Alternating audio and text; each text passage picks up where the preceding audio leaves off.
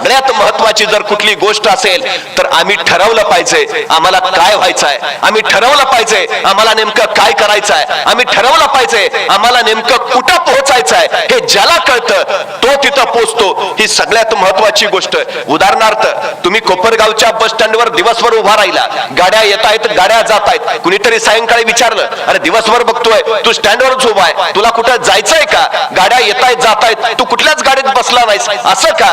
तो उभा राहणारा म्हटला, मला जायचंय खरं, गाडीची वाट पाहतोय हे खरं, पण कुठं जायचंय हेच माहिती नसल्यामुळं कुठल्या गाडीत बसायचं हाच सगळ्यात मोठा प्रश्न आहे. अनेकांच्या आयुष्यात सगळ्यात मोठी अडचण हीच होते, नेमकं जायचं कुठं हेच माहिती नसल्यामुळं गाड्या येतात आणि गाड्या जातात, आम्ही जागेवरच उभा असतो. ही आमची सगळ्यात मोठी शोकांतिका आहे. सचिन तेंडुलकरला इयत्ता 4थीमध्ये कळालं आपण उत्तम फलंदाजी करू शकतो. 4थीच ठरलं मला फलंदाजच व्हायचंय, बाकी काही लक्ष दिलं नाही. आयुष्यभर तो फक्त फलंदाजी फलंदाजी आणि फलंदाजीच करत राहिला. तो जागतिक कीर्तीचा फलंदाज झाला.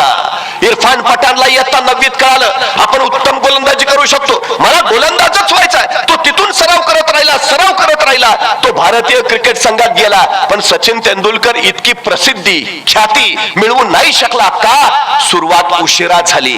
तुमची सुरुवात जेवढ्या लवकर होईल तेवढ्या अधिक शिखरावर तुम्ही पोहोचाल. हे सगळ्यात महत्वाचं. ठरवू द्या आता काय करायचंय तुम्हाला, काय बनायचंय तुम्हाला. आमची अडचण अशी आहे, आमचं ठरलेलंच नाही. आम्ही येता येता मगाशी वाचनालयाचं उद्घाटन केलं, अनेक पुस्तकं तिथं ठेवली. खरं तर पुस्तकांनी मस्तक सुधारतं आणि सुधारलेलं मस्तक कुणाचं हस्तक तर होत नाहीच, पण लाचारीनं कुणा पुढे नतमस्तक सुद्धा होत नाही. ही सगळ्यात महत्वाची गोष्ट आहे. जी जी माणसं मोठी झाली त्यांच्या मोठेपणाचं त्यांनी एकच कारण सांगितलं की आम्ही पुस्तकं वाचली, अफाट पुस्तकं वाचली. 10वीच्या परीक्षेमध्ये प्रथम क्रमांक आल्यावर परळच्या चाळीत डॉक्टर बाबासाहेब आंबेडकरांचा सत्कार ठेवला आणि त्यावेळी कृष्णाजी अर्जुन केळुस्कर प्रमुख पाहुणे होते. कृष्णाजी अर्जुन केळुस्करांनी त्यावेळी भीमराव आंबेडकरांना गौतम बुद्ध नावाचं पहिलं पुस्तक भेट म्हणून दिलं. डॉक्टर बाबासाहेब आंबेडकर असं लिहितात की त्यावेळी माझ्या हातात जर ते पुस्तक पडलं नसतं तर भारतीय राज्यघटनेचा शिल्पकार म्हणून मी कधीच उभा राहू शकलो नसतो. ही सगळ्यात महत्वाची गोष्ट आहे. एक पुस्तक हाताशी पडतं आणि मोहनदास करमचंद गांधी यांचा महात्मा होण्याच्या दिशेनं प्रवास सुरू होतो. ही सगळ्यात महत्वाची गोष्ट आहे. एक पुस्तक तुमच्या आयुष्यात अफाट क्रांती करू शकतं, तुम्हाला बदलून टाकू शकतं, तुम्हाला प्रेरणा देऊ शकतं, तुम्हाला पुढं पुढं पुढं विलक्षण पुढे घेऊन जाऊ शकतं. हे सगळ्यात महत्वाचं आहे. मला आताच्या काळामध्ये हे वाचनालय, ही पुस्तकं फार महत्वाची वाटतात, कारण हल्ली माणसं वाचत नाहीत. ही आमची सगळ्यात मोठी अडचण आहे. आता व्हॉट्सअपचं सैन्य फेसबुकच्या भिंती लढवत इन्स्टा आणि ट्विटरवरनं तोफगोळे सोडण्यात मग्न आहे. ही आमची अलीकडची अडचण आहे. खरं तर आता वडीलच मोबाईल मध्ये गुंग असतात, त्यामुळे पोरग पुस्तक घेऊन कसं बसेल हा सगळ्यात मोठा चिंतनाचा विषय आहे. नवी पिढी आपलं अनुकरण करणारी असते, आपण जसे वागतो तशीच ती घडते. ही सगळ्यात मोठी गोष्ट आहे. त्यामुळे आपण काय वाचतो आहोत याचं चिंतन आणि मंथन आता झालं पाहिजे. एक अत्यंत श्रीमंत गडगंज असणारी स्त्री होती, प्रचंड पैसा होता आणि प्रचंड पैसा असल्यामुळं कामच काही नव्हतं, करायची गरजच नव्हती, त्यामुळे वेळही अफाट होता. आणि मग या मॅडम काय करायच्या, रोज सकाळी गाडी बाहेर काढायच्या, ड्रायव्हरला सोबत घ्यायच्या, पैशांना बॅग भरायच्या आणि मोठमोठ्याला मॉल मध्ये स्टॉल मध्ये जाऊन खरेदी करत बसायच्या. पैसा अमाप आहे, वेळ अमाप आहे, दोन्ही घालवायचा आहे, घालवावं कुठं असा प्रश्न त्यांना पडायचा आणि तासोन तास त्या खरेदी करत बसायच्या. एके दिवशी एका मॉल मध्ये त्या महिला गेल्या, खरेदी करत राहिल्या. 2-2.5 तासानंतर त्या परत आल्या, गाडीजवळ पोहोचल्या. गाडीच्या काचेवर त्यांनी टकटक केलं, पण ड्रायव्हर पुस्तक वाचण्यात मग्न होता. त्या मॅडमला काही कळेना, त्यांनी परत जोरात हाका मारल्या. तो ड्रायव्हर पुस्तक वाचण्यात मग्न आहे, त्यांना परत काही कळेना. शेवटी पुढे गेल्या, काचेवर हात फिरवला, तो ड्रायव्हर पुस्तक वाचण्यात मग्न आहे. शेवटी जोरात त्यांनी दार आपटलं. त्यावेळी तो ड्रायव्हर भानावर आला, पुस्तकात नजर त्यानं बाजूला काढली, दार उघडलं, मॅडमला बसवलं, सामान ठेवलं. त्या मॅडम गाडीत बसल्या. ड्रायव्हरला वाटलं आता मॅडम चिडणार, संतापणार. पण गाडी सुरू झाल्यावर त्या मॅडमने त्या ड्रायव्हरला प्रश्न विचारला, तू इतका मग्न होतास, मी इतक्या हाका मारल्या, इतक्या वेळा तुला त्या पुस्तकातनं बाहेर काढायचा विचार केला, तरी तू त्यातनं बाहेर पडला नाहीस, तू काय करतोयस, तू एवढा मग्न कशात झालायस की तुला काळ वेळेचं सुद्धा भान नाही, आजूबाजूला काय चालतंय त्याच्याकडे तुझं लक्ष नाही, असं काय आहे यात. तो ड्रायव्हर म्हणाला, या पुस्तकात जीवनाचं सार आहे. जेव्हा जेव्हा मला वेळ मिळतो तेव्हा तेव्हा मी पुस्तक काढून बसतो आणि पुस्तक वाचत राहतो. पुस्तक वाचता वाचता मला सगळं विसरायला होतं. बस मला ज्ञान मिळतं, माहिती मिळते, समाधान मिळतं, शांती मिळते.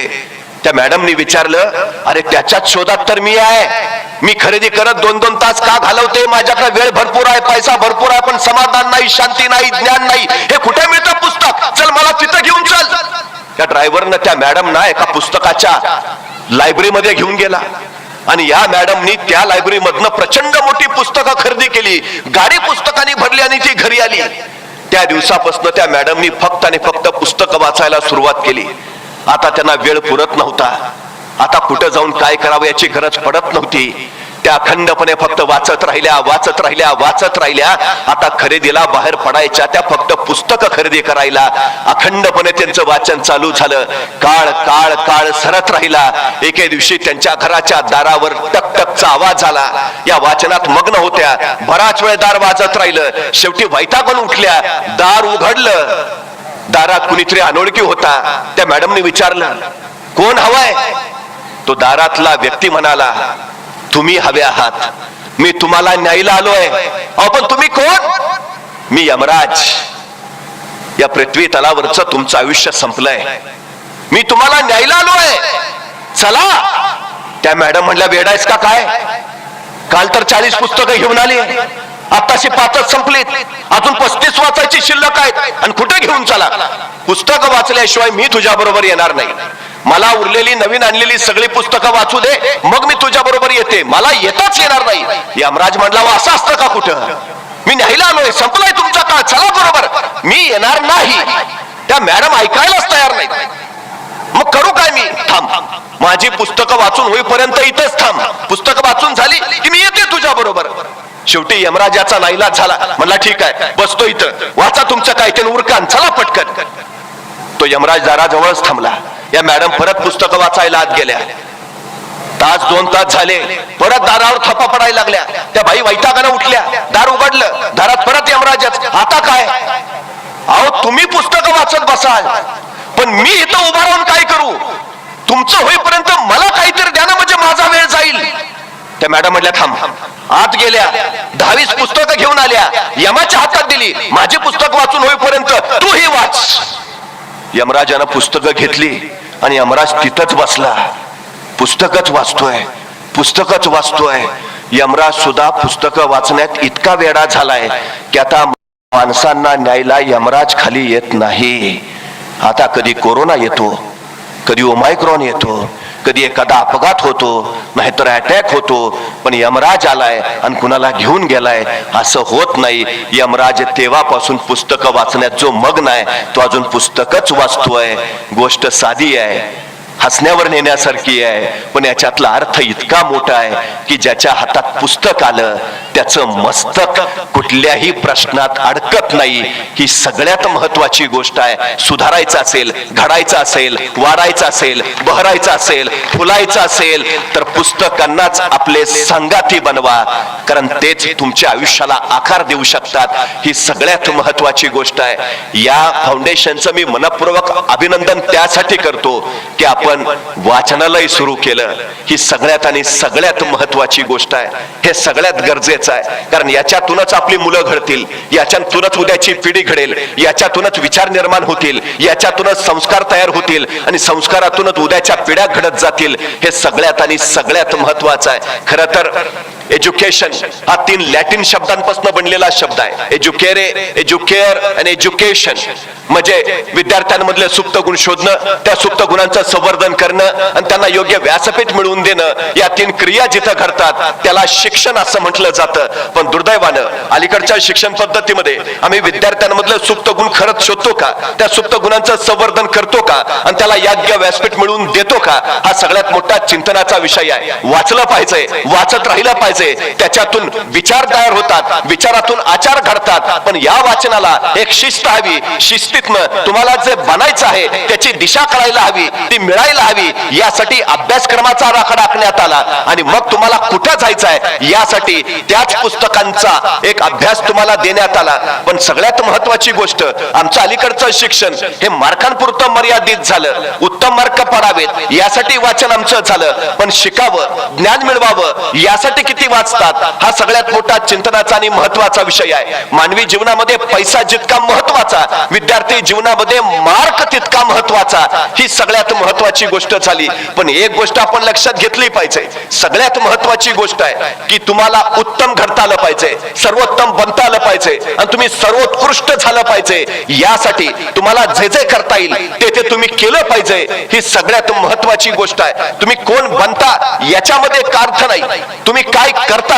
हे फार महत्वाचं आहे. तुम्ही कोण आहात हे महत्वाचं नाही, तुम्ही कोण होणार आहात हे फार महत्वाचं आहे. त्यामुळे सगळ्यात महत्वाची जर कुठली गोष्ट असेल तर आम्ही ठरवलं पाहिजे आम्हाला काय व्हायचं आहे, आम्ही ठरवलं पाहिजे आम्हाला नेमकं काय करायचं आहे, आम्ही ठरवलं पाहिजे आम्हाला नेमकं कुठं पोहोचायचं आहे. हे ज्याला कळतं तो तिथं पोहोचतो, ही सगळ्यात महत्वाची गोष्ट. उदाहरणार्थ, तुम्ही कोपरगावच्या बस स्टँडवर दिवसभर उभा राहिला, गाड्या येत आहेत, गाड्या जात आहेत, कुणीतरी सायंकाळी विचारलं, अरे दिवसभर बघतोय तू स्टँडवर उभा आहे, तुला कुठं जायचंय का, गाड्या येत आहेत जात आहेत, तू कुठल्याच गाडीत बसला नाहीस असं का? तो उभा राहणारा म्हटला, मला जायचंय खरं, गाडीची वाट पाहतोय हे खरं, पण कुठं जायचंय हेच माहिती नसल्यामुळं कुठल्या गाडीत बसायचं हाच सगळ्यात मोठा प्रश्न आहे. अनेकांच्या आयुष्यात सगळ्यात मोठी अडचण हीच होते, नेमकं जायचं कुठं हेच माहिती नसल्यामुळं गाड्या येतात आणि गाड्या जातात, आम्ही जागेवरच उभा असतो. ही आमची सगळ्यात मोठी शोकांतिका आहे. बऱ्याच लोकांचं होतं काय की निर्णयच घेता येत नाही, म्हणजे सगळ्यात मोठी अडचण. काही काही लोकांना विचारावं की मग काय काय करायचं ठरवलंय, एखादा सांगतो मला समाजसेवा करण्याची आवड आहे, आम्ही सरळ सांगतो नको येऊस यात. तो का? हे आवडीचं क्षेत्र नाही, कारण आवड आली की तडजोड आली आणि तडजोड आली की काम संपलं. म्हणजे माणूस सांगत राहतो, मला लहानपणी खूप वाटायचं समाजासाठी काहीतरी करावं, नंतर लग्न झालं आणि मग बायकोचं करता करताच बाकीचं राहून गेलं. नको येऊस यात. हे क्षेत्र आवडीचं नाहीच आहे. मार खावा लागेल, प्रहार सोसावा लागेल, स्वतःला जाळून घ्यावं लागेल, तेव्हा समाज उजळून निघेल. हे सगळं सोसायची जर तयारी असेल तर ये, तर ये. ठरलं पाहिजे काय करायचं आहे. सचिन तेंडुलकरला इयत्ता 4थी मध्ये कळालं आपण उत्तम फलंदाजी करू शकतो, 4थीच ठरलं मला फलंदाजच व्हायचं आहे, बाकी काही लक्ष दिलं नाही. आयुष्यभर तो फक्त फलंदाजी फलंदाजी आणि फलंदाजीच करत राहिला. तो जागतिक कीर्तीचा फलंदाज झाला. इरफान पठाणला इयत्ता 9वीत कळालं आपण उत्तम गोलंदाजी करू शकतो, मला गोलंदाजच व्हायचा आहे. तो तिथून सराव करत राहिला, तो भारतीय क्रिकेट संघात गेला. पण सचिन तेंडुलकर इतकी प्रसिद्धी ख्याती मिळवू नाही शकला का? सुरुवात उशिरा झाली. तुमची सुरुवात जेवढ्या लवकर होईल तेवढ्या अधिक शिखरावर तुम्ही पोहोचाल, हे सगळ्यात महत्वाचं. ठरवू द्या आता काय करायचंय तुम्हाला, काय बनायचंय तुम्हाला. आमची अडचण अशी आहे, आमचं ठरलेलंच नाही हो, आणि नव्या पिढीचं तर अजिबात ठरलेलं नाही. एखाद्याला विचारावं तुला काय व्हायचंय, बघू आई म्हणते डॉक्टर हो, बाबांचं चाललंय नको इंजिनियरच हो. अरे तुला काय वाटतं? नाही मी अजून ठरवलं नाही. मग करणार काय? बाबा म्हणलेत कायचं नाही झालं तर माझ्या जागेवर चिटकवतो. चिटका. काय अपेक्षा आहेत आमच्या, काय स्वप्न आहेत आमची. आमच्या पोरांच्या वरात स्वप्न पेरायला शिकलं पाहिजे, आम्ही स्वप्न दाखवायला शिकलं पाहिजे त्याला.